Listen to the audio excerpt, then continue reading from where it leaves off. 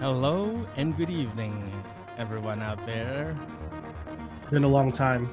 Shouldn't have left Shouldn't you. have left you without a dope beat to step two. To step two. That was an alley oop that I just knew you were gonna slam dunk.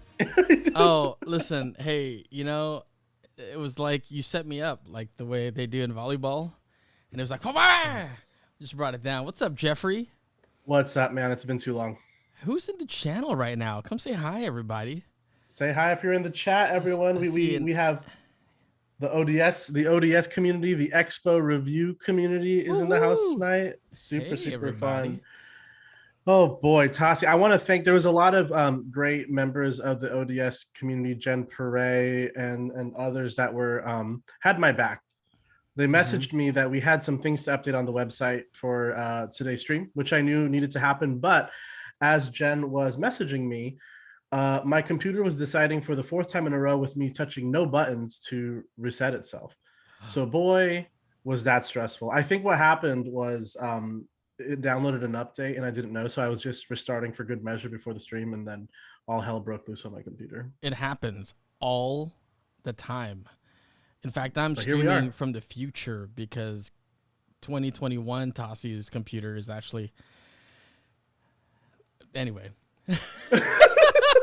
That being said, let's get us up on screen. What's up, everybody? Hello. Oh my gosh, we weren't on screen at all that time. Hi, everyone. Oh my goodness. Experience. ASMR. Shout out to Claire Marib. Yeah, it was a remnant of the previous episode.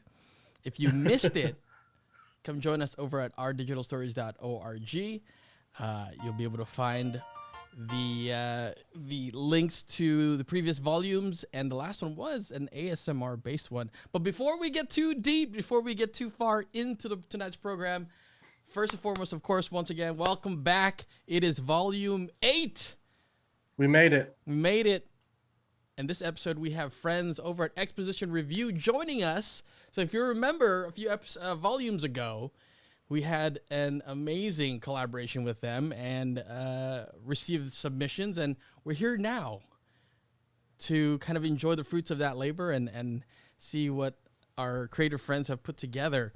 My name is Tassi Alabastro. I'm an actor and arts advocate and live streamer on Twitch.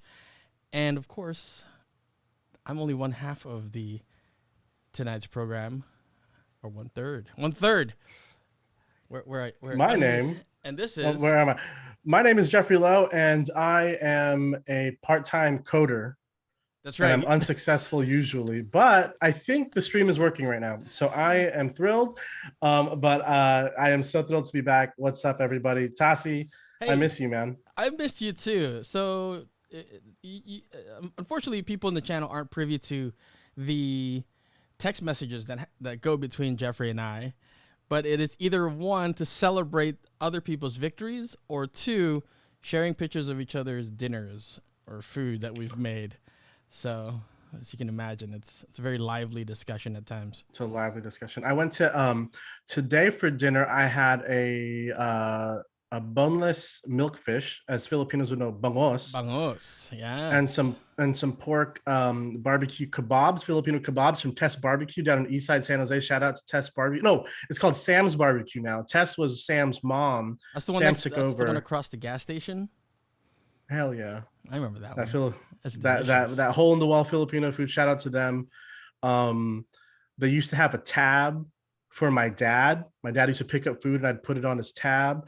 They might not like each other anymore, so who knows, but I still ate there. Don't tell my dad. I still got food. I won't texting him. I think my sister's watching, so she can tell on me, but it's okay. So what are we doing tonight? What do folks who are joining us for Our Digital Stories Volume 8 gonna experience outside from our generous facial hair? I say ironically. Are you asking me or the chat? I'm asking you. Okay, well, I just want to point out, Melinda just put in the chat that I believe she's talking about me, but she says my Instagram is gorgeous. And I really appreciate that. And I'm going to pretend like it has nothing to do with the food. because that makes me feel really good about I myself. love your style. But anyways, I love your style. Here's food, by the way. Here are some social issues you should really be some devouring. social awareness. I love it. But anyways, so today at ODS, as Tassi had alluded to, we are partnering with the great folks at Exposition Review, and we're actually going to have an interview with the editor of Stage and Screen, Laura Rensing, in just a little bit. But in addition to our producing partner, Exposition Review, as you know, with all of our digital stories volumes, we have a community partner, and with this community partner, we are so excited to be celebrating the final day of National Disability Pride Month by supporting Youth Drama for All. Tassi, you want to let us know a little bit more about? Yeah. Youth Drama for one second. Let me get that in there for those who love links. Youth Drama for Alls is an inclusive group open to both special and general education youth. It builds camaraderie and support among actors, volunteers, parents, and special education community. YDFA, Youth Drama for All, has the unique ability to find the best in each individual, which is amazing, whether visually or hearing impaired, mobility issues, nonverbal, etc. A custom role is created to adjust to a disability and highlight strengths, which is great. The focus is on each actor's ability, not disabilities, and allows each participant to shine in an inclusive and uplifting environment. Because, why would you have it any other way? You're muted, sir. I'm muted. I thought you left that in 2020. No, I thought we did too, but COVID's on the loose. Youth Drama for All's roots started in Sue Voice's living room in 2007. Sue's daughter, Tessa, hesitated to join her school's drama program in the 6th grade because she was a bit shy, having just moved to the area, and her new friend who had a physical disability was worried about falling off the stage. This became the catalyst for a new approach to theater for dozens of Los Altos and Mountain View students who loved performing and expressing themselves artistically, but never did because of their disabilities. Sue rewrote a familiar script for the two girls to perform at home. During rehearsals, several classmates and other children joined, including those of fellow parent Stacy Rademacher. Sorry if I'm mispronouncing anyone's names. The home run show took on a life of its own, and Stacy and other moms stepped up and helped stage a live performance with props, music, and curtains erected from PVC pipe, and a total of 10 actors, 8 of whom were special needs, performed for an audience of 21 in Voice's living room. The following year, Sue and Stacy teamed up and held rehearsals and the performance at a local elementary school. They both quickly fit in the roles of director and producer and became fast friends. Their passion and commitment has kept the program running for over 12 years, and it's still going strong. With its cast of 45 plus actors and volunteers, Youth Drama for All holds practices at local elementary schools, with recent performances held at Mountain View Center for the Performing Arts, where I'm very familiar. Shout out to TheaterWorks and the whole MVCPA crew. Through acting, music, singing, and dancing, all of which involve teamwork, communication, eye contact, awareness of the body, facial expressions of emotion, and appropriate responses, YDFA successfully brings out the best in each participant and provides a spotlight to acknowledge talents and strengths. And man, well, it's just an honor. It's just really an honor to work with the local organization in the Bay Area that does amazing work like that. 100%. Cool. In addition to this community partner that we have, so Tassi, if you wouldn't mind putting in the chat how people could donate, because I think we should throw as much money as everyone can afford to please support the work that they do. As I said, we are partnering with Exposition Review. A few months ago, we put out some information about a call for a writing competition. Exposition Review is an amazing literary journal based out of Los Angeles that works with writers from all around the world, really. They even have international submissions, and I had the honor a few years ago, I shouldn't say many, I'm not that old, but a few years ago, to partner with them on a project of mine called Waiting for Next. And here to chat with us and have an interview to talk a little bit about what Expo Review is about is their editor of Stage and Screen, Laura Rensing. Hey, hi, Laura. Hello. Thanks for having me on. Yeah. How's it going? Good. How are you guys doing? Excellent. We're here. We're so much better now than 10 minutes ago. We're kind of color coordinated, Jeffrey. Did you not get the wear black memo? Well, he's got the hat, so Oh, you get a half a point. yeah. Oh boy, Laura, it's so good to see you. We went to, for those who don't know, Laura and I went to undergrad together, and it's been cool to reconnect on and off. Zot zot zot, or as Barack Obama said, zoot zoot zoot. Barack can say whatever he wants. Shout out to Barack. Yes, thanks for having me. And Jeff, you reminded me that you doing your staged reading with us for Exposition Review launched off our staged reading series. So really, you're just a mover and shaker in the Expo review circles. Oh my gosh. Well, it was a joy, and that was so much fun. It was both the event itself, and me and those guys made a road trip out of it, and it was just a joy. But cool. So I wanted to start by asking you, we didn't really say anything about the mission or the work that you all do, because I knew you were coming. So I thought, from your own words, if you could just give us a quick rundown on what it is Expo Review does and what you're about. Sure. So Exposition Review is a multi-genre literary journal. So we publish fiction, nonfiction, poetry, stage and screen, arts, and experimental. So that's everything in between, and we're growing all the time. One of our catchphrases that we love to say is that we're more than a lit journal. So instead of just kind of publishing and letting it be, we really love to kind of continue to build our literary community through events like this, through our podcasts, through our contests, through our regular issue. And so goodness, I feel like every year we're exploding with more things. Our kind of stalwart project is we've got a yearly issue. So submissions will be opening for that in the fall. So if you like what you see here tonight, definitely check us out at Exposition Review. We'll have our call for submissions soon. And then throughout the year, we also have Flash 405 contests, which is where this material came from, the Flash 405, which is a short form, super fast, quick and dirty writing contest where you get a chance to win money and sometimes a little bit more, as we're seeing tonight. And we've got a whole host of editors, a lot that you can see in the chat tonight. So I'm so excited for everything that's going on. And yeah, be sure to check us out. We've got our last Flash of this year coming up. It's opening tomorrow. And so if you're on here tonight, sneak peek, you guys get a special foreshadowing of what the theme is going to be. The editor is going to be Chris Gonzalez, who's the editor of Barrel House. And the theme is going to be House Party. So look for the full details launching tomorrow. Kid and Play. Shout out to Kid and Play at House Party. I want to just put out that on the Twitch, Justine De Jesus Deacon says, hi, Laura, another one of our undergrad friends. Oh my gosh. So I wanted to ask you, I've learned a lot about the work that you do and really love it so much. Can you talk a little bit about how you all got started? You're such an amazing group of editors and such an amazing team that's just uplifting the work of writers, especially, it seems to me, emerging writers. How did this all come to be? Yeah, so this actually started as part of a Master's of Professional Writing at USC.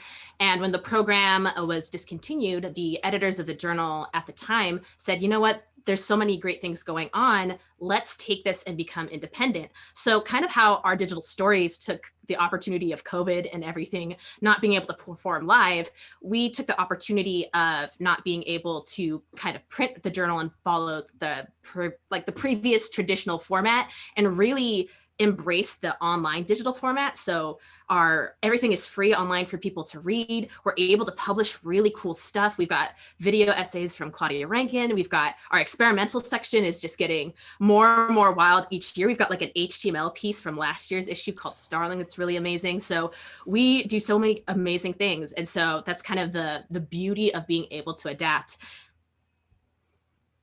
I'm intrigued about this HTML. Oh my gosh, you've got to check it out. I'll drop it in the chat when I'm not talking right now, but it's really cool. And our latest issue just published in May, Hunger. There's a lot of great stuff in there, so highly recommend, including a Zoom play that we got published in Stage and Screen this year. Very cool. Can you tell me, what can you just tell me, like, in terms of, you said the experimental work has been growing, and I remember for one of the submissions that we had for the competition, your digital stories, which you all called the February Flash 405 that we are going to present the winners of, but what are some favorite experimental pieces or something that really like caught you off guard? Like, so for us, I was like, oh my gosh, we had a virtual reality piece. I don't even know how to produce it, but I thought it was so cool. Can you tell me some other stuff? That was really, really cool. Oh my gosh. I think the HTML piece is one of my favorites. And there's a piece from last year too that we actually did. So we launched a podcast throughout. Oh, thank you, Bree, who's dropping that link in the chat. But we produced a piece. So it's like, it's a visual image and he added like art to it. It's called Carried. And it's really, really well done. And we also did a podcast on it last year. And it's this piece that starts off kind of funny and you've got the kind of visuals that hint at the deeper drama underneath it. And I just think about that all the time. Wait. You mentioned podcast. I heard my ears went. Yes. Tell us a little bit more about that. I imagine it. Anyway, I'll let you talk about it. But like, for those who are out there listening, maybe not even watching, this is perfect. Tell us about this podcast. Yeah, so really, really excited about it. It's something kind of, again, similar to Digital Stories where COVID happened. All of our readings and all the things that we normally do kind of got put on hold. And so I had this idea because I'd been listening to our readers at our events and I was like, man, these guys are good. Like, I wish more people could hear that. And so luckily the team at Exposition Review is absolutely amazing. And we have a whole group of people working on this, but we get to have our readers read their piece. So this goes cross genre. So we just published an interview with one of our artists this week. Coming up next, we've got one of our plays that's being read out loud. And then we do author interviews. And so we really get to dive deep into the work. So it's a great mix of being able to discover a new version of what you're reading, but then also get like into that nerdy literary element of it. And again, shout out to Mitchell Evenson, who is our associate producer, and the whole Expo team for supporting me in this madness, which is supposed to be our off season, and we're busier than ever. That's the way it goes. And then you kind of just launch it when season comes around, and the audience can connect to that quicker. And that's amazing though. Yeah. Like that, it's got so much depth. Yes. And that podcast is called Transposition because we love a good pun, as you'll see in our digital stories tonight. But it's called Transposition because we're transposing to a different format. Wow. Very cool. And where can one subscribe to the podcast? Well, it's on iTunes, Spotify, and wherever you listen to podcasts, as they like to say. I like that. Brooke Linen, what's the Quip, and all those other podcast advertisers. You should hit up Expo Review so you can support another podcast. Oh yeah, Me Undies. Me Undies. We really need to attach the literary crowd to the Me Undies. Like they're just. This book is so riveting. I don't ever want to leave my seat. Writers might write in just their underwear because nobody needs to see you. So there's definitely a connection there. Oh yeah, amazing. Well, before we jump into our videos, Laura, if I think there are many writers that are probably going to be in the stream watching right now. Could you just let some folks know the best ways to engage with your work at Expo Review and how to submit and perhaps collaborate with you all? Absolutely. So we've got expositionreview.com. So that's where you can find all of our information. We've got a newsletter. So any calls for submissions, anything that's going on, including our digital stories, our Flash 405 contests, anything we're doing in terms of events, that all appears in there. And then you can also find us on Instagram, Twitter, and Facebook. And we can drop those links in the chat once I get off. And please shout out to us. And if you have a chance, read our stuff. It's all free online. And we love hearing what people think. Cool. Well, thank you so much for all the work you do to as you said, not dissimilar from what we do at ODS. You all do a lot of great work to uplift a lot of emerging voices and emerging writers. So we love to do it. So thanks for being partners. Amazing. Well, thank you so much and have fun watching the rest of the stream, Laura. Sure. Thanks, you guys. Have a great night. We'll catch up in a soon. I'll see you in the chat. Yeah. Cool. So if anybody has questions for Laura, please put them on the Twitch chat. She and many other folks in the Expo Review editor family, I guess, is in there. I think thank you to Brianna. I think that's Brianna that's putting in all of the links to Expo Review stuff. So much love to that group. Really proud to be partnering with them. I love it. So Jeffrey, shall we Yes. begin some shows? Yes. But before we do let's that, I do just it. want to quickly remind you all, if you're now just tuning in, see, that's how I get, like, wham, it comes right in there. That if you know you're if you're now just tuning in, earlier we mentioned that we are our community partner is also the Youth Drama for All, and you can find out more about them and also find a place to donate to them with this link over here, which will be. And if you don't see it, there it is. and if you don't see it in the Twitch chat and you happen to be on the Our Digital Stories website, which is www.ourdigitalstories.org, you will find multiple links to find out more about Youth Drama for All and how to support that amazing, amazing community. Thanks, everyone. So shall we get into a piece? Let's do it. I watched a little bit of it this morning and Yeah. I was rolling on the ground. So I can't wait to share the very first of our 3 winners of Exposition Reviews Flash 405, Your Digital Stories collaboration. Here is everybody, Trapped in Zoom by James Nelson and directed by Emily Libertor. Let's go.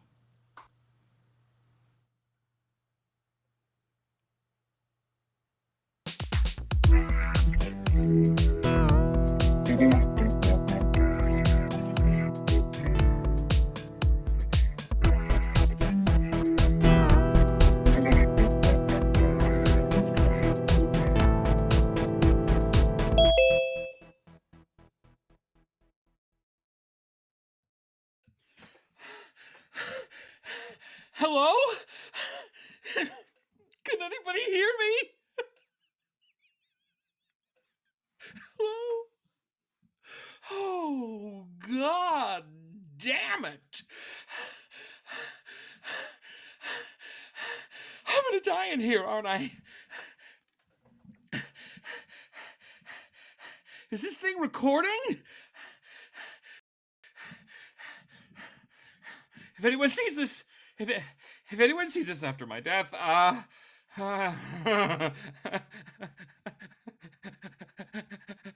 hello? Hello? Thanks for watching the video I made right before I died. Please tell Jill I'm sorry. I didn't mean to die. And that if you have to have any issues getting the life insurance policy, to please call Dave Ponderosa. He's the good lawyer. Oh, don't touch Richie. Don't talk to Richie, even if he answers Dave's phone. Richie sucks. And oh God, I feel like I'm forgetting something. Oh, right. Oh, Jill. Jill. I love you so much, sweetie. I hope you have a nice and happy life and don't miss me too much. I'm not I'm not gonna get sentimental. I'm not gonna get sentimental about how I'll never get the chance to walk you down the aisle at your wedding, because honestly, you're probably not gonna get married at any rate, and I'm not trying to be mean. That doesn't seem like you're really good at holding down a relationship. I like that one girl that you brought home that one time. She was really cool, but you were kind of being evasive about whether or not you were a romantic thing, and I didn't want to pry. Oh God. Jackie, what was it, Jackie? Anyway, I'm assuming Jackie dumped you, which is a shame, because Jackie was really cool. Oh, speaking of breakups, if you talk to your mother about this video, let her know that I wish her well, and I don't blame her for anything except the divorce and everything else wrong in my life. Well, I think that's it. I guess I'll just, try and die now, because there's not much else left. Oh, Jill! Oh my God, Jill, sweetie, it's your dad. Dad? Thank God you're here. What are you doing? I was trying to connect to biology class. Jill, shut up for a second, okay? You gotta help me. Dad, Can I call you after class? I'm late. No, please don't hang up, please. Please, I'm trapped. What? I'm trapped in a computer.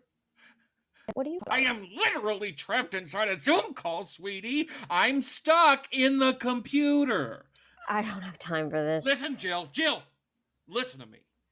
If you hang up this call, I'm gonna die. What? Calm down. I don't understand what's going on. Me neither, but somehow I got trapped in here. Trapped at your computer? I'm not at a computer, I'm in a computer. Your computer specifically. What? Dad, this isn't funny.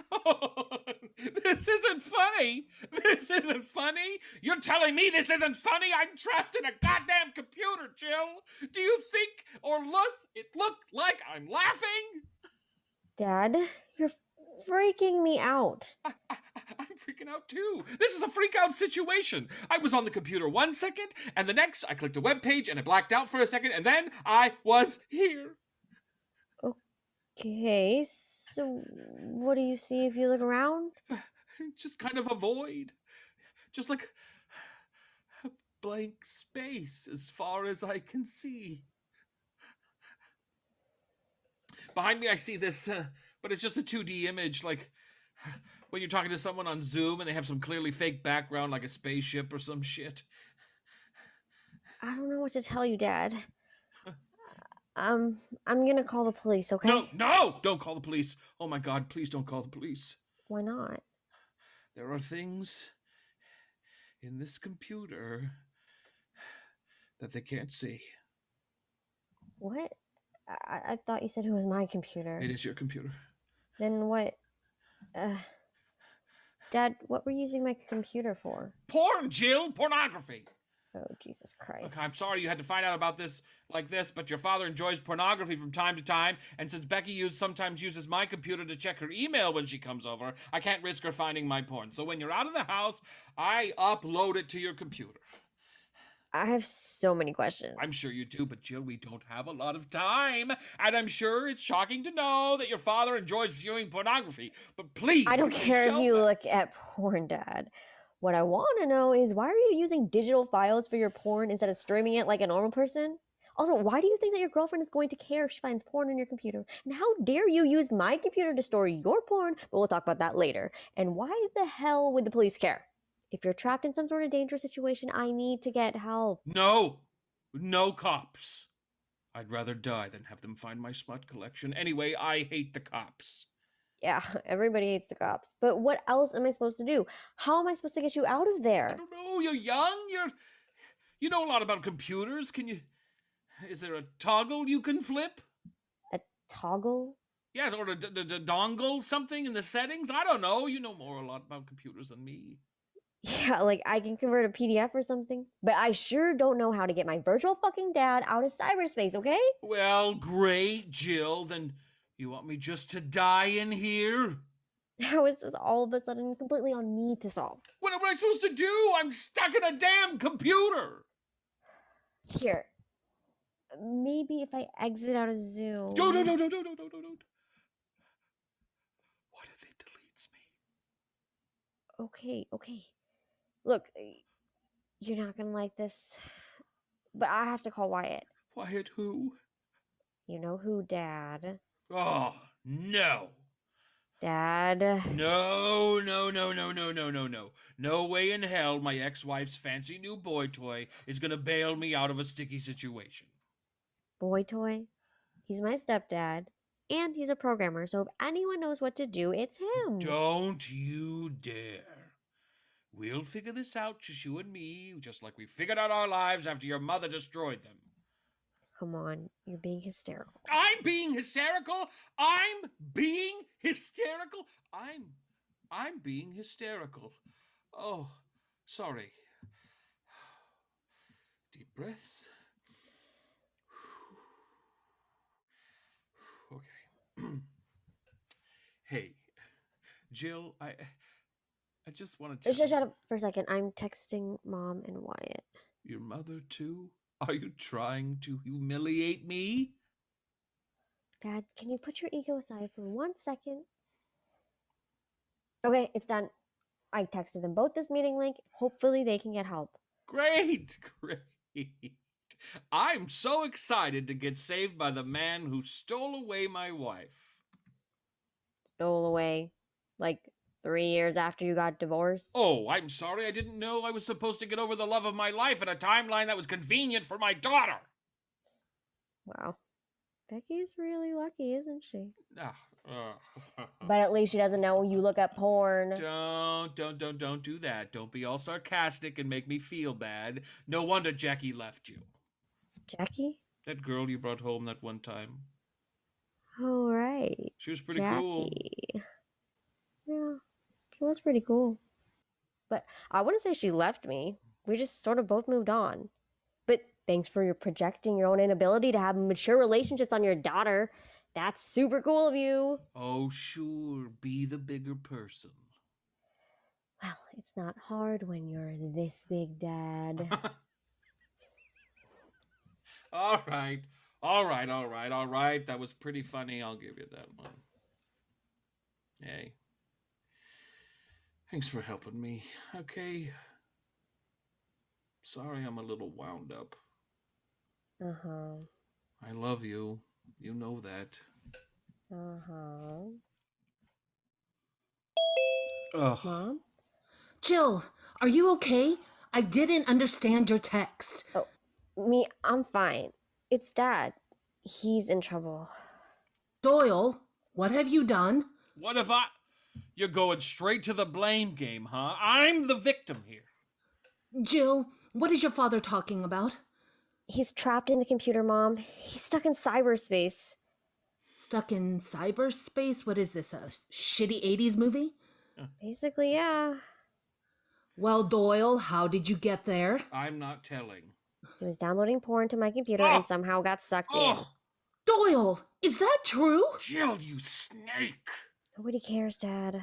Oh, Doyle. Oh, don't you? Oh, Doyle me. You want to talk about porn, Christine? How about you keeping that box of gay firefighter DVDs under Jill's bed for years because you didn't want me to find them, huh?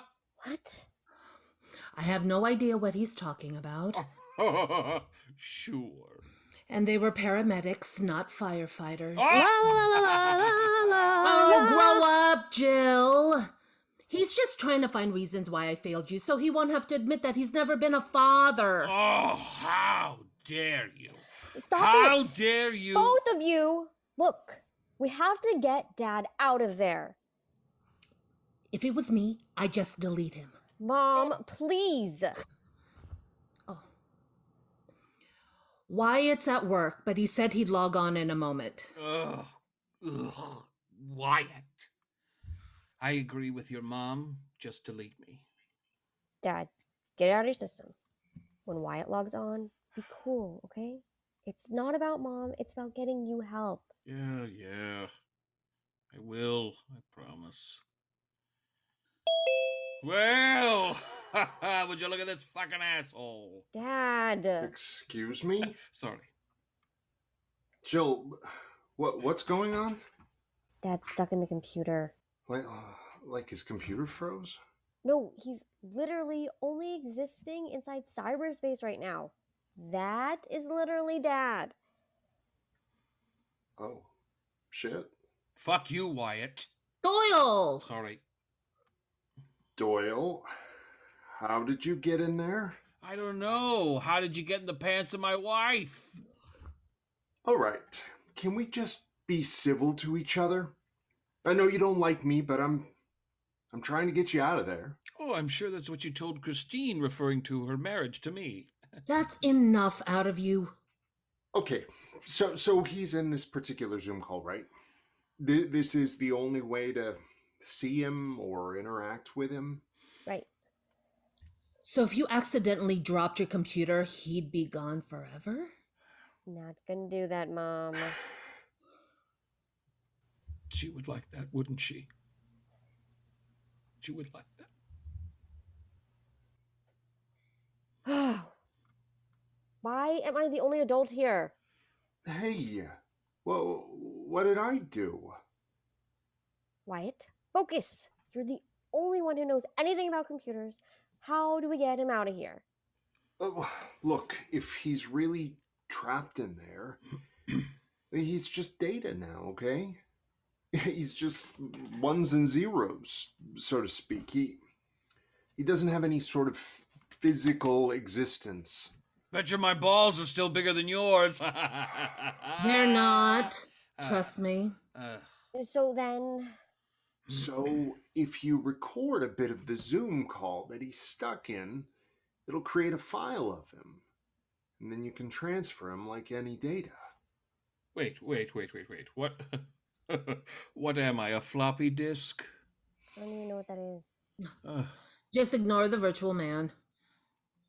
Like you can put him on a flash drive or something. But that's not going to get him out of the computer. No, not in a physical form, no. But it's a way to preserve him. Preserve me? Jill, what is he talking about? Or we could still delete him and be done with it. I vote delete. Oh, there's no way to get him back in the real world? Like, what if we used a 3D printer and printed a digital dad into a physical dad? Hey. No, that's completely ridiculous. You're right. That was silly of me. Because there's nothing ridiculous about transferring your dad to a USB stick like he's a pirated copy of Shallow Hal or something. Okay. Are you guys telling me I'm gonna be stuck in here forever? I just don't know of any other solution, Doyle. I'm sorry. I bet you fucking are. Look, I gotta get back to work. What? Good luck, Jill. Text me if you need anything. Okay. Thanks. Wait. Oh, that's it? He's given up on me? Dad, it looks like the only way I can save you in some way is to put you on my thumb drive. Otherwise, you're going to disappear forever. You're lucky that White's the bigger man here and wanted to help. Oh, I'm sure he's the bigger man. Not that it's much of a competition. Please. I'll call you later. Fine. Bye, sweetie. Goodbye, Doyle. See you in hell. Dad, we're gonna do this, okay? It's the only way. Fine. Fine. What do I have to do? I'm just going to record you for a bit, and then you'll be converted to a file after the meeting ends, okay?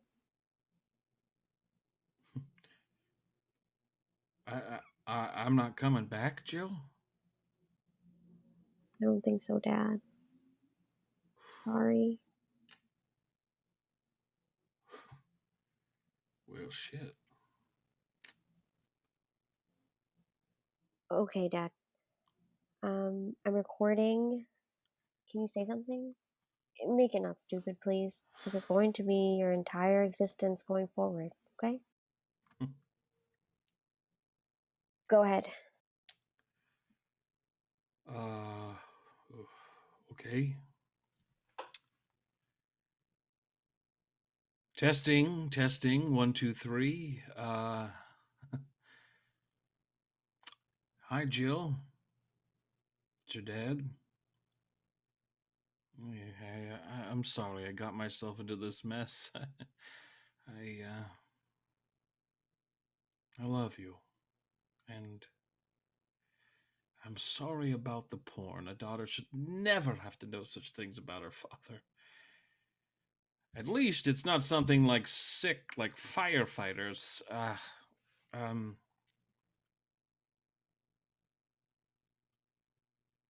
It sucks to know that I'm in your computer now, but I guess I deserve it for invading your personal space like this. I just hate thinking that I won't ever get to hug you again. And look, I have no right to be hard on your mom. It's my fault she left. I would have left myself too. I guess I kind of did, huh? Anyway, No, I can be really obnoxious and stubborn and talk over you way too much, and I wish I'd listened to you a bit more because you're way smarter than I ever was, and that is really cool. You're really amazing. I don't know how we're related, honestly. Okay, I should wrap it up. I love you, kiddo. Hey, maybe you should give Jackie a call. She was real cool.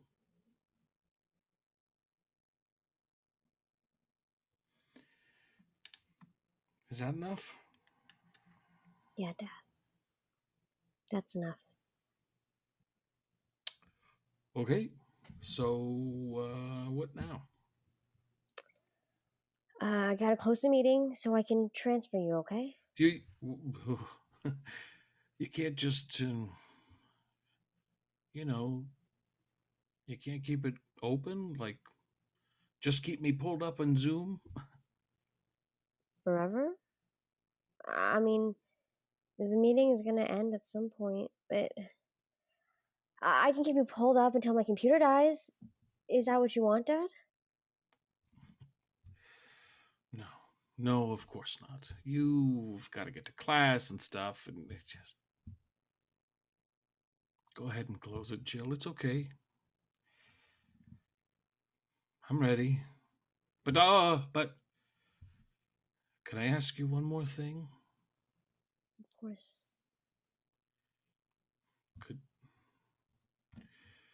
Could you also transfer some of my porn into the flash drive with me? It's saved under your schoolwork folder called "Completed Assignments." Okay, Dad.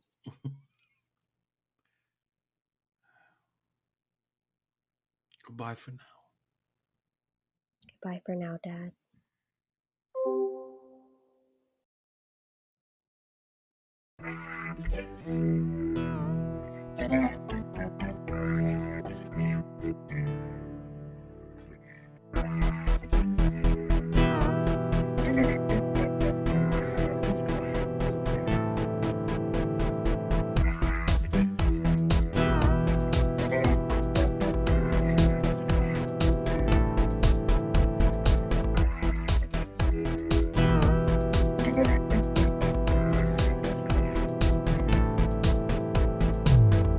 Whoa, whoa, whoa, whoa. Boy, oh boy. That journey, it's just like it's one of those things where I'm like, man, this is so funny, so funny. First, shout out to the whole creative team. The actors Dan Demers, Michelle Talgado, Mia Bernardino, and Daniel P. Wilson, director Emily Libertor, and playwright James Nelson. But boy, I just love how funny you think it is, and then just like all the layers that come in. Comes right at you, but not like a slap. It's like, ah! And then it just kind of cradles you into the heart. It's kind of like how I was feeling through. I was like, oh, this is really funny. It like hits and slams and gets you, and then kind of rubs your soft spot. You're like, oh no. And then he still asks for the porn. And leave him with hope. Oh my goodness. I love it. Oh my goodness. That was Shout out to amazing. that whole team. You know, it's a really cool thing that I didn't realize up until like a little bit ago, but the amazing director, Emily Libertor, who has done a piece for us before, Emily's brother has actually been a part of Youth Drama for All, I believe, since the beginning. Emily's in the chat. Is that true, Emily? I think From so. the very, very beginning? That's oh my amazing. Goodness. Really, really stellar work on that piece, everyone. Oh my gosh. And shout out to the Libertor family. Such talented theater artist, Emily's brother, who's part of Youth Drama for All, Emily, who directed this piece, among others, who just graduated from Barnard College. Congrats to you. And then, of course, Emily's father, Billy Libertor, who is the resident music director extraordinaire of TheaterWorks Silicon Valley. He had me sing a couple of things for Peter and the Starcatcher. That's right. That's right. And How fun. It was a very warm and welcoming room. For someone like me who doesn't do a lot of musical theater. So just a quick shout out. It was very nice. Hey Tassi, could you tell us a little bit about this beautiful? Like, I just feel like we're in such nice digs here on Twitch. Can you tell us a little bit about our digs? Yeah. So the way it's set up right now is, hello, welcome. This is Heart Time Job, and it stemmed from wanting to create a digital venue in which to sort of have a place for programs like this, right? I think I grew up with the PBS and like having Reading Rainbow and have all kind like Nova, and I love the idea that there maybe be something on this channel on a regular basis, whether or not I was producing it, regardless, there would be something here. And so and then Jeffrey had this great idea, why the stories don't have to stop just because the pandemic is here, right? We can use our words and our agency to kind of create something. And so we just onboarded this program, and every episode that we've done for our digital stories has had a partner and has had its chance to kind of give back to the community, and that's really big for us. And so if you're looking to maybe branch out, maybe you've got something that you want to premiere and you don't want to start your own Twitch channel, or you don't, feel free to reach out. And we can work something out. Previously we had Dragon Theater, which they've had programs here on this channel. So if you look back at our previous programming, there's a bunch of different storytelling things there as well. Spooky story stuff with incredible hosts and guests. So you can always look back at that. And of course, if you're the type that prefers to read, there's closed captions also available on the channel. If you're watching this on Twitch, there's on the little player, very bottom, little CC button. You can add your little closed captions if you don't want to wake up your partner or your house pet or somebody around, or maybe you're on the train, social distancing, and you want to just kind of watch something. Come join us. Spread the word as well. It's very handy. Well, cool. I don't know. I think Max Takis might be having to watch on demand, but Max Takis had some fun ideas for some shows to put on Heart Time Jobs. So maybe we can do some things. Yeah, I would love that. Before we jump into our next piece, who do we got in the chat? I think we have Josh Marks in the house, which is super exciting. What up, Josh?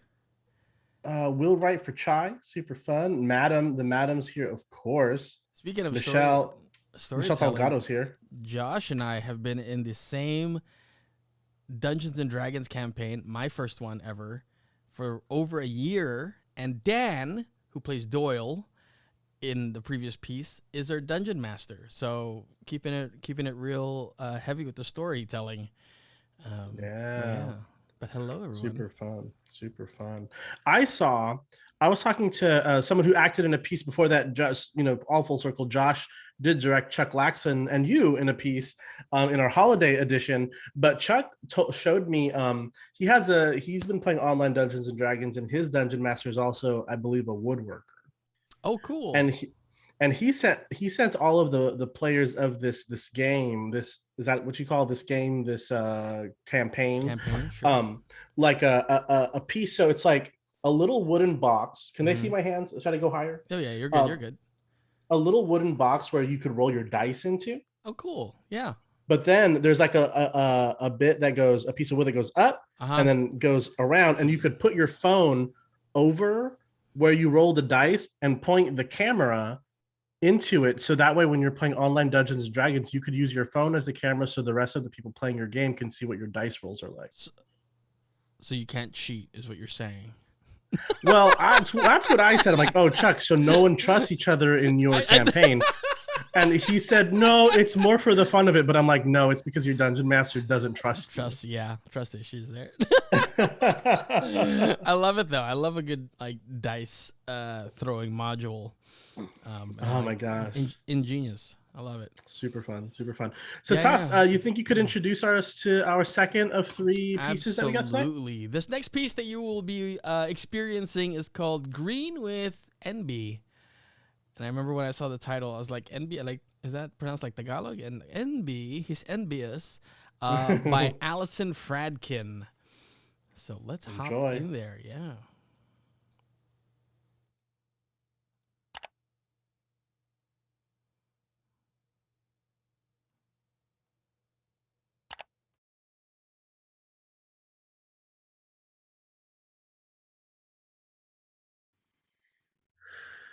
Okay.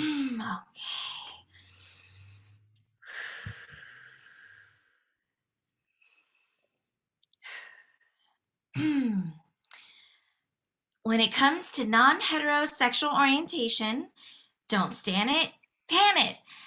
That's right, Ma. You've hit the mother lode because not only am I pansexual, but my queerness has a gender. It's E-N-B-I-E. Oh, wait. I should spell check that. I feel like the I before E is really a Y after B. I'm coming in.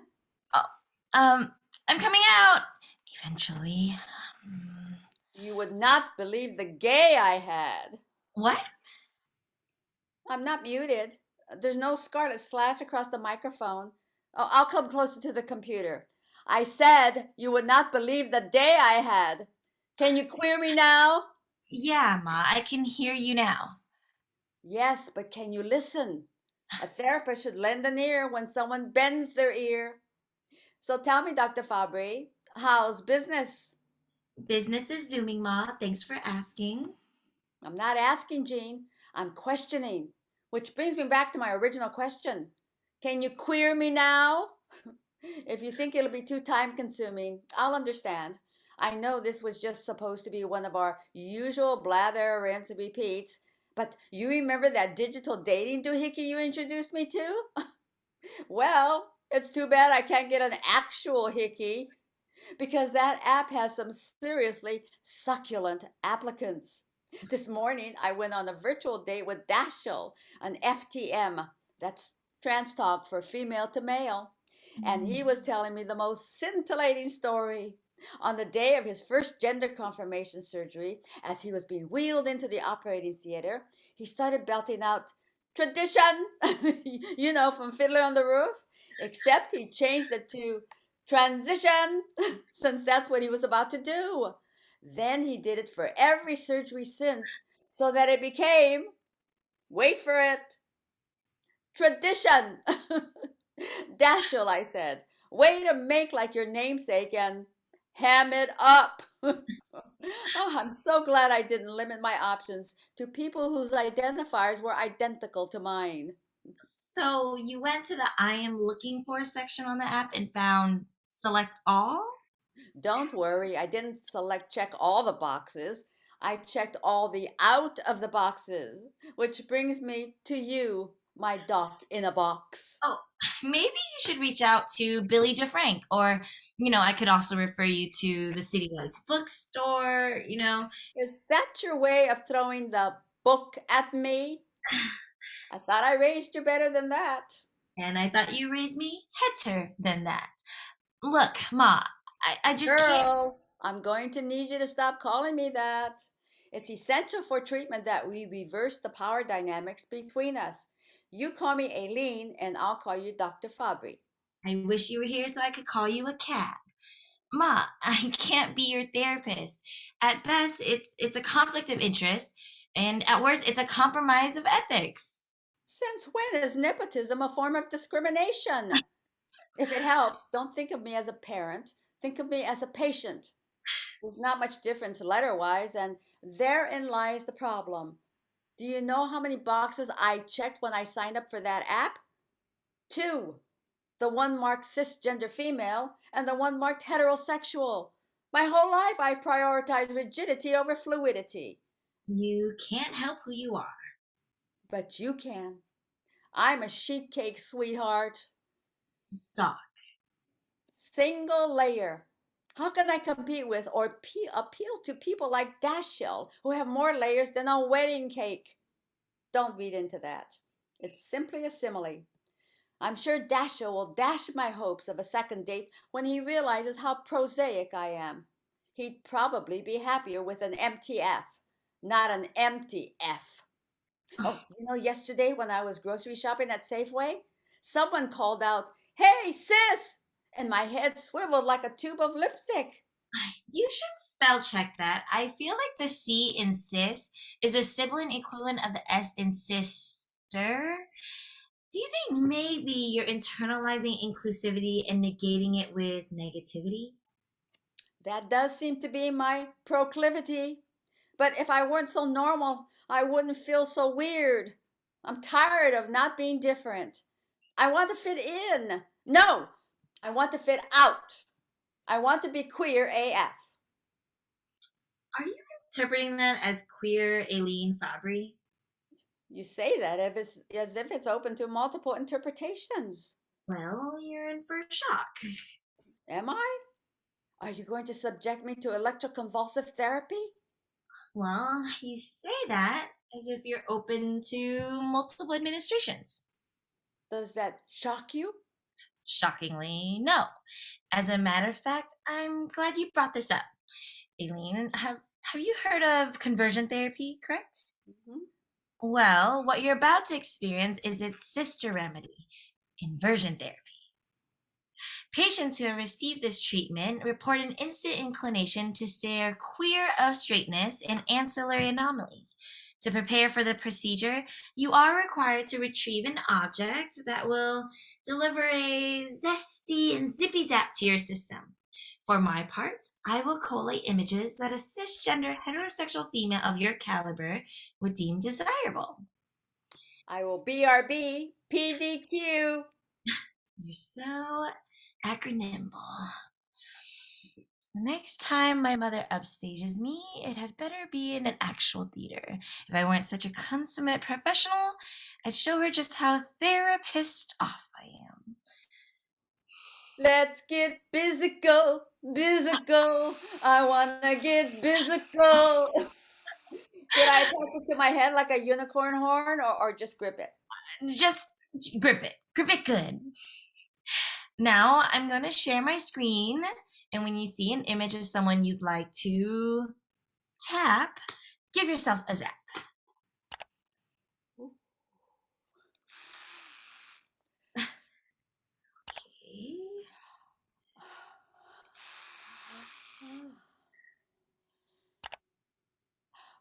Oh.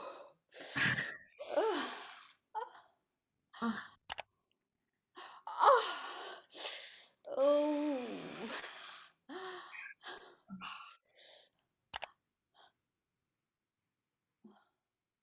It's Dad. I miss him. Likewise. Buzzkill. All in a gay's work. So, do you feel differently? I do. Now there's a shocker. Look, Ma, Dad loved you for who you are, and so do I. So you're born basic. Them's the breaks. Them's also my preferred pronoun. Well, I mean, one of the triumvirate of they, them, theirs. And just to put things in perspective, being cisgendered cannot compare to being misgendered. Well, you certainly put the pronoun in pronouncements, Jean. I also put the pan in pandemic. Although, truth be told, it's not my new normal. It's my always normal. So there really is a gay Jean. Ma, that is not one of my identifiers. That's what we are. We're ident-defiers. I defy convention by having an old school orientation and soon to be marginalized gender. And you defy convention by having a mother who's taking back the A in LGBTQIA because allies are people too. Oh, Pop would be so proud. Oh, I've got a dash. You're not the only pan in my life, you know. I've got a panoply of them in the kitchen at the bakery. I think I'll go back there and whip up a layer cake to share with he who shall not be named again. What do you say to that? I say, sis boom bahamba. Don't quit your gay job, dear. Although I recommend revising your introduction. You can't say the doctor is in anymore. That would be, what did you call it? Compromise of ethics. You can only in good conscience say, The doctor is out. And with that, so am I. Toodles toots. Whew.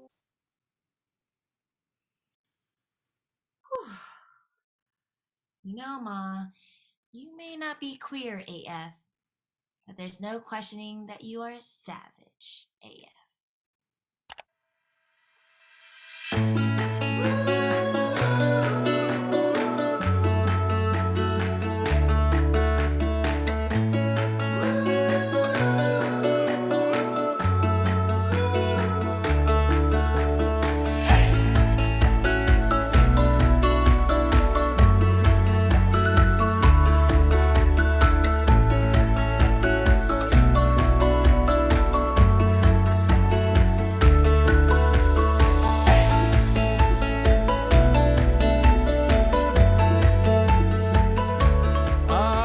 Another amazing piece, and those wordplays came at you real quick. Oh my gosh, I have to watch it again just so I could like write them all down and make sure I caught them all. And there is a way to watch it again, isn't there, Jeffrey Lowe? There is, and here's the fun. What a segue! What a segue! I know. And this will also segue into an apology, where what you will see tomorrow. So some folks might notice that on the Our Digital Stories website at ourdigitalstories.org, there is a past episodes tab where you can see the past shows that we've streamed, and we are a little behind. And by we are a little behind, I mean I am a little behind in posting those. We are currently on volume 6, I believe that's up there. But starting tomorrow, I'm going to have a little bit of time, and I'm going to put up volume 7. I'll put up the ASMR audio piece. Physical touch is not my love language, and ASMR is inherently sexual, which I recommend every adventurous arts consumer listen to. And also I will be putting up today's stream in the archives. Thank you to everyone for their patience as we get it all up, but it's going to be up shortly, and you could watch everything on demand, all of our volumes, as well as the honorary Our Digital Stories piece, the birthday bench project to celebrate my birthday back in 2020. Listen, I don't think anyone's going to hate you or be angry at you for not having that updated, because we all know that you are savage AF when it comes to creating and promoting and sharing the wonderful work of other artists, including yourself, of course, with the community, and making sure that there's plenty of bounty to go around, both visually and auditorially. So thank you, Jeffrey.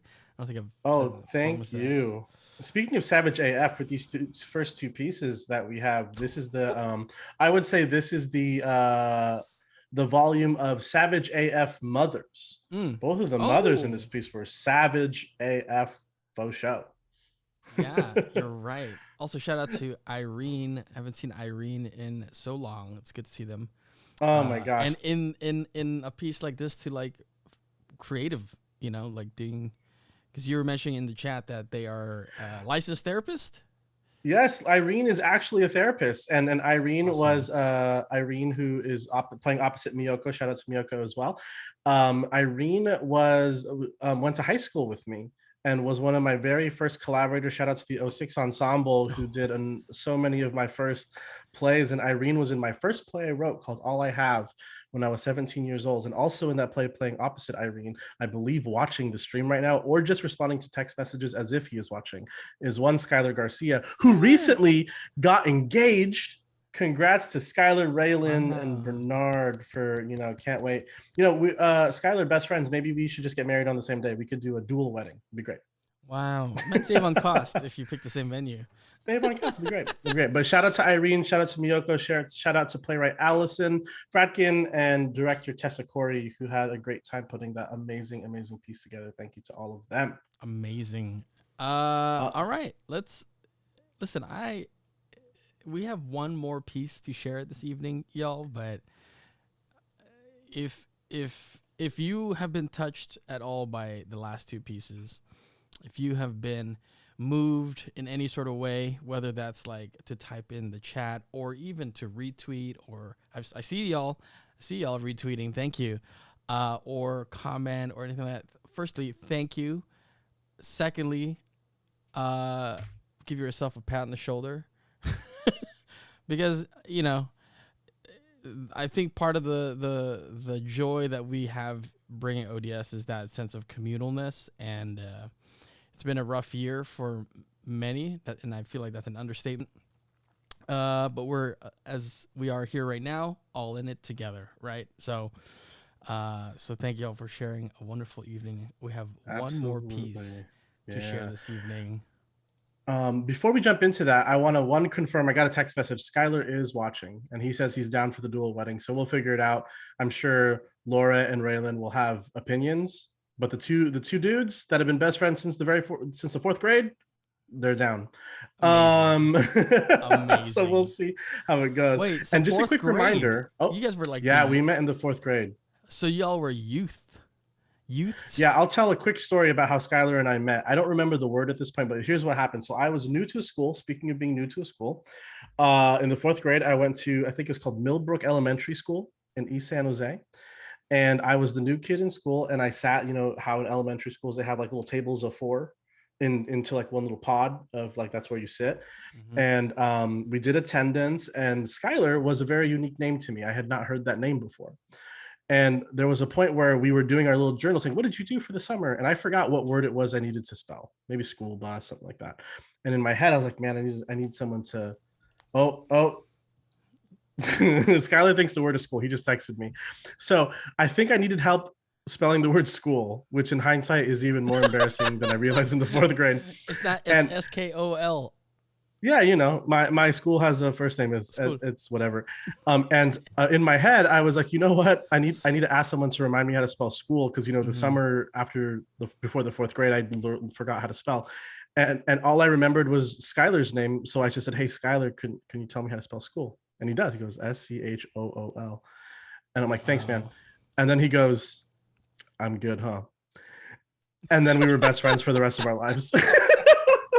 That's all it takes sometimes, man. It's all it takes. Oh my gosh. Also, my first kiss, if I was fast enough with my computer, I would share the screen right now so everyone can see my first kiss from Skylar when we were also in the fourth grade. Oh, it's amazing.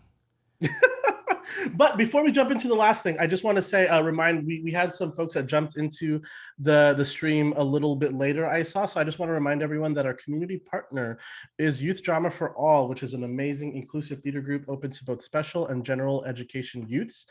And just please check out the chat or check out ourdigitalstories.org to see more about them, and to please donate as much as you can to support the amazing work that they do for young theater artists. So shall we get into our last piece? Yes. And I think the director is a schmuck. He's a schmuck. It's a schmuck. I think I know this schmuck. This director. Oh my gosh. A little fun fact about this director that you're about for this piece. They had their first kiss in fourth grade. To Skylar Garcia. So I had the honor of directing the next piece. It's been a while since I've directed an ODS piece, so I was glad to jump back into the director's seat. And really fun thing, opposite the playwright of the third winning piece in Exposition Review's Your Digital Stories competition, Karina Lastimosa, what is really fun is audiences may notice Karina from acting in a couple of our pieces. And also Karina has acted in a couple of workshops and world premieres of my plays. So it was really cool to be able to switch the seat and have Karina as a playwright and to work on her piece, The White Room. So I hope you all enjoy. For all of the BIPOC actors in the room, trigger warning, but it is funny. So have a good time. Here we go.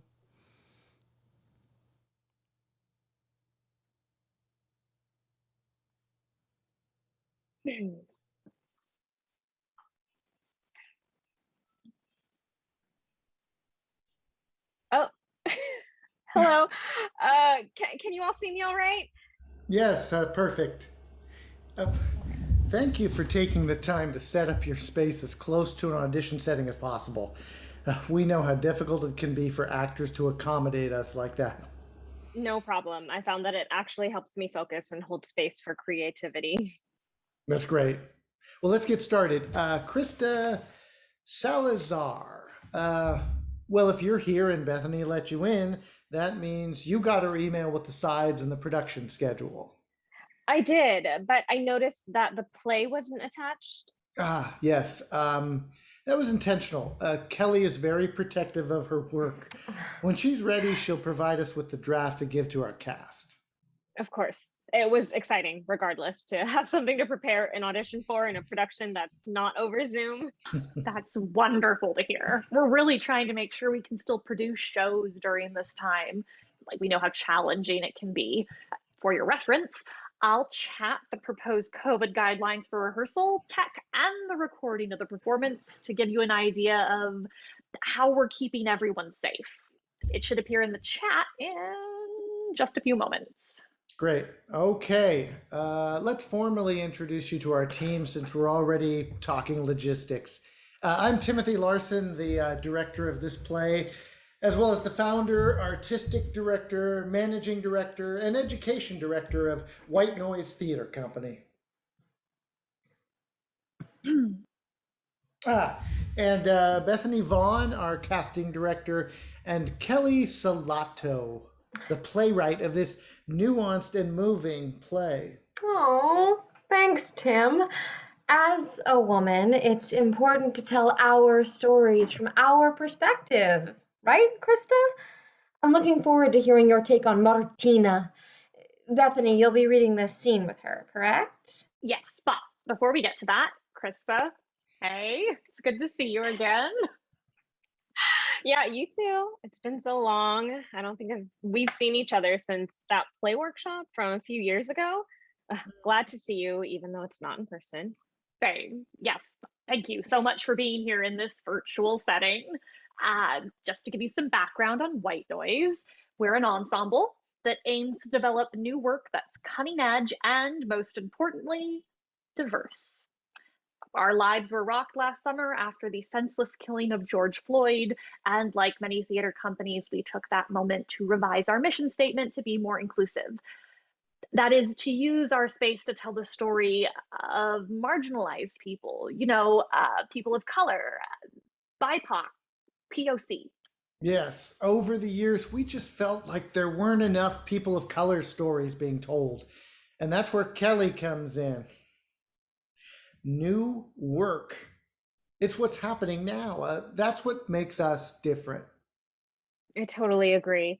It's important to tell stories from different perspectives. It helps develop our compassion for one another, and hopefully that leads us into serving our community. Yes, sure. Take Kelly, for example, and her amazing work with us. In 2017, we produced her play Going Black to Cali. The response we got from that show was very meaningful to us and revealed that we should be telling more stories like this. Oh, well, if you don't mind my asking, Kelly, what was your inspiration for going back to Cali? Black. It's black to Cali. Yeah, please tell me about that play. I would love to. Every story I write comes from a very personal place. I wrote Going Black to Cali after a close friend from college went to jail for drug possession. She was black. I mean, she still is black. I'm sure. She's black. They let her go. Very scary. Yeah, of course. I can't imagine the prison industrial complex. Okay, enough about us. Let's get to this callback. Kelly, would you like to provide Krista with some backstory on Abuela's last night? Of course I would. Thanks, Tim. I wrote Abuela's Last Night as a tribute to my nanny, Juanita. Not to get too personal, but I had a very difficult childhood when my parents weren't around a lot, so I felt like I was practically cared for by the nanny. She would tell me stories of her upbringing in Mexico, and it left a major impact on me. I feel like I'm finally at a place in my career to tell her story, and that's where this play comes in. Great. Well, that should give you enough context.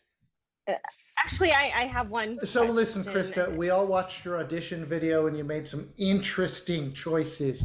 Not how I would direct you, but that's what today is for. Did you have any questions before you begin the scene? I do. What can I implement that you want to see in this reading? Sure. Well, first off, the dress you chose for the video audition was very cute. Your little bridesmaid getup, you looked great, but that's not what this character is about. How I see her, she's not wearing the bridesmaid dress. She's just in a pink mini skirt and a pink top, very rushed. Does that give you enough? Yep. Great. Thank you. Fantastic. Bethany will be reading for Anne. Start whenever you're ready.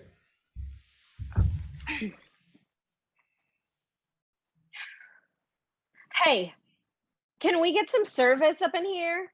Martina, you don't have to be rude about it. Will you get over yourself? They're ignoring us. We can't just Let me them get away. stop you right there. Think, no, what note am I trying to give? Can we get a little more sass into it? You know, give us a snap or something. Make it more urban.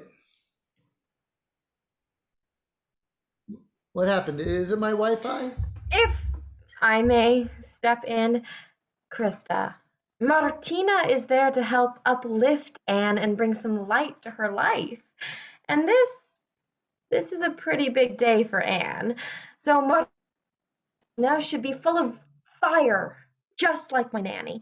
Bring some of your spice into it. Spice, like I mentioned earlier, it's basically about myself and my nanny, who's from Mexico.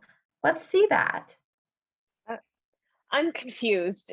I must have interpreted the sides wrong. I'm sorry. The audition listing that Bethany sent, it said the character reads 25 to 35 years old, woman of color, vibrant, full of energy, very maternal. Yes, that's exactly it. I wanted to make sure I opened it up to as many people of color as possible. That's inclusivity. Yes, Kelly. Well, I think that's enough for another go at it. Can we take it from the top, please? Sure, of course. Hey, can we get some service up in here? Martina, you don't have to be rude about I'm going to stop you again. Really punch it with the energy right from the beginning. You understand? She's a hot tamale, this one. Well, okay. May I get some clarification? Who is this character written for? I'm not sure I quite understand. We said this role is open to all people of color. Yeah, I guess I'm just having a hard time conceptualizing this vision of the character. Like, I'm totally open to feedback, don't get me wrong. I just thought there was more room for interpretation, but it seems like you're looking for something very specific. Then play that something specific. Just to be clear, you want me to play a spicy tamale. Someone who is Mexican. Whoa. That's not what I'm asking for. Kelly, Bethany, did I say that? Did I? No. This is a great role regardless of who is cast. I think it's only fair to have a discussion of who gets to play what part. Yes, Krista, thank you. Thank you for voicing your concerns. I think, Timothy, if we can, as a team, take a moment to decide on what the best next steps are. Fine. I guess I just don't understand what's really going on here. We're offering an opportunity for a person of color to be a part of our show. The only theater company so far to produce a show in person during this time. I don't see what's wrong with that. If I have to do some rewrites, then I must. We still haven't seen everyone yet. I mean, we could call in that. Please, let's just have a moment to discuss. Krista, I'm sorry, just hang tight and we'll be right back. Sure, fine. Thank you. Where does she get off? Just act Hispanic and get the job. Just another moment, Krista.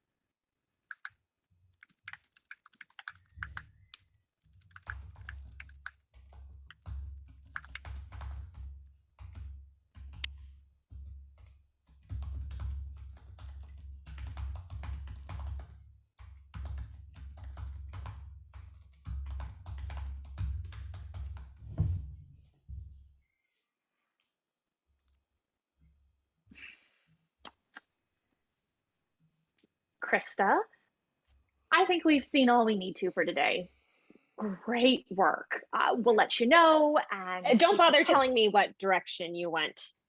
Yes, my name is Krista Marie Ablang Salazar, a proud Filipino American. My last name is Salazar, daughter of Boyet Salazar. Our last name, a product of the Spanish colonization our ancestors had to endure in the Philippines for 200 years. You're clearly not just looking for any person of color, because that's just what we are to you. Any person not white. God, why do I continue to subject myself to this toxic white ally bullshit?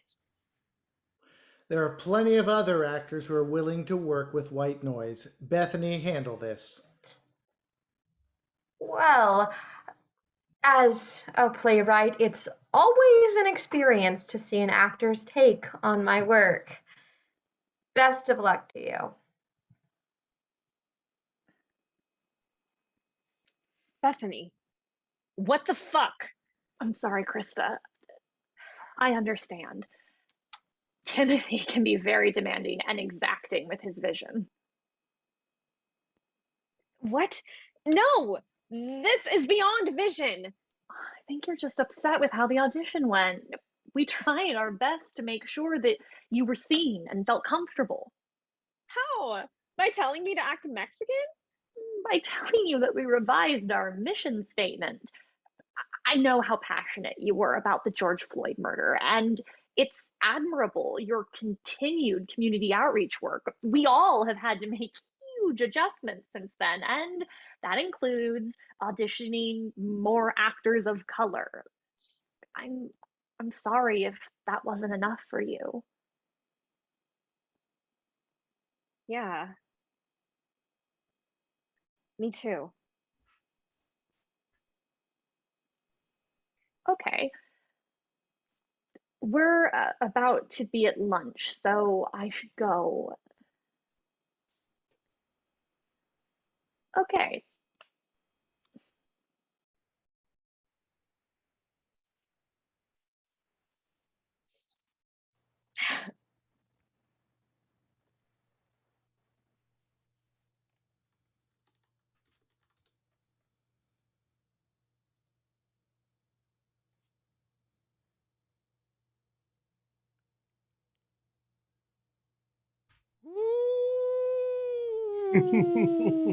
Let's bring Laura back in here. Hey, Laura. Hey. Oh gosh, shout out to my playwright Karina Lastimosa and my cast, Christine Jamlig, Jeff Bracco, April Culver, and Caitlin Evenson for being so game to throw that wild and hard and funny and crazy. I love one of our playwrights, James Nelson. Oh, funny story. These submissions were read without knowing who the writers were, and two of our chosen pieces, Trapped in Zoom by James Nelson, and then this piece, The White Room by Karina Lastimosa, we had a married couple both get chosen for this piece, which was super, super funny because we didn't even realize. But anyways, what I loved about James, he had a comment about his experience watching this. He says, "What's the word for cringing and laughing at the same time? Because I've been doing it for 5 minutes." Oh, yeah. Yeah. just all kinds of sounds over here. Like, Oh my gosh. goodness. Laura, you got to read these pieces back in, I don't even remember, March or April or something.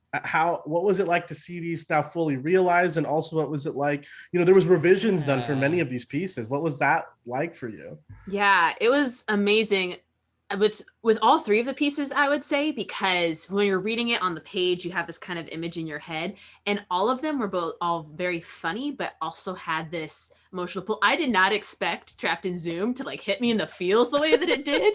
I was like, okay, well, then by the time we get to the White Room, I'm just gonna be a mess. And so it's so cool to see. That's my favorite thing about Stage and Screen is, the space that you leave on the page for the creative team to come in to see what the actors brought to it, with the directors, the whole team. And truly huge thanks to everybody tonight, because it was so beautiful to see these pieces. And I'm so excited to see our Expo authors get this kind of star treatment. Truly amazing work by everybody.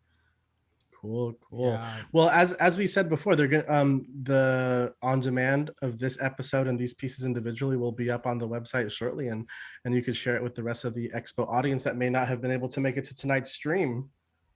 Absolutely. We'll certainly be sharing this for a long time, I'm sure. Yeah. So, speaking of being able to share it, after today, when you visit the Twitch channel, you should be able to see that there is a highlight of tonight's episode, and that will live on the channel forever.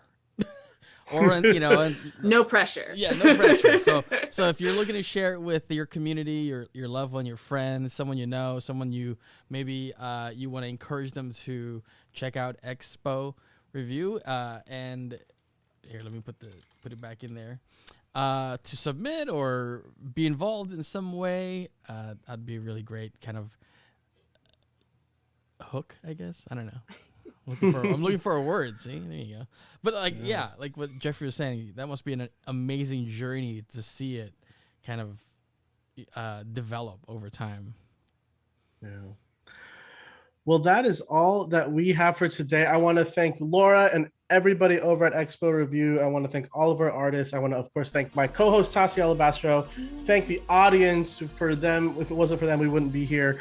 Again, please donate if you can to Youth Drama for All. Tassi's going to be putting that in the chat because I could see his fingers being amazing. And we will be back with more ODS stuff in the not too distant future. We have a rebroadcast that we have to do of our audio piece that we had mentioned. What's the title again? It is Physical Touch is Not My Love Language, and ASMR is Inherently Sexual. So we're going to be doing a rebroadcast because that's such a communal event. So we'll be doing another one of those. And the pieces that we have for Volume 9 are already underway. So check us out. Maybe end of August, early September. We'll have that date pretty soon. And also, maybe, who knows, maybe another collaboration with Expo Review in the future, because these scripts were just amazing. So we would love to do this again. Jeffrey, we would too. Jeffrey, who would someone have to where would someone? Well, what am I trying to say?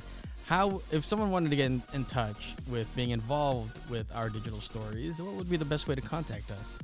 Yeah, so if you would like to write, act, direct, just say hello or anything, edit. Oh my gosh, if you would like to edit some pieces, holla at your boy.